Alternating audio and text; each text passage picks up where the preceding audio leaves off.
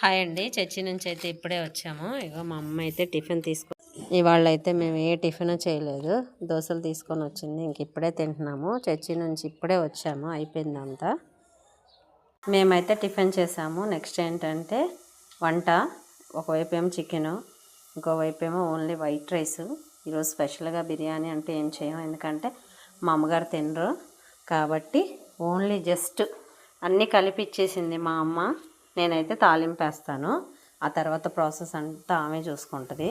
ఎందుకంటే మా అమ్మ చేసే చికెన్ చాలా టేస్ట్గా ఉంటుంది. తాలింపు అయితే వేసేసాను.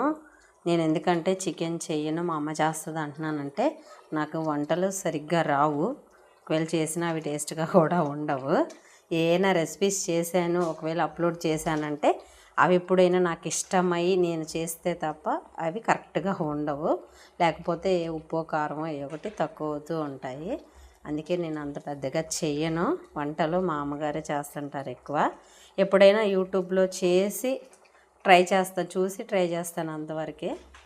ఎక్కువైతే నేను వంటలు చేయను. మాదైతే వంట అయిపోయిందండి, మేమైతే తింటున్నాము చాలా సింపుల్గా. ఈ క్రిస్మస్ అయితే చికెను, వైట్ రైస్. టేస్ట్ అయితే చూద్దాము అమ్మ చేసిన చికెను.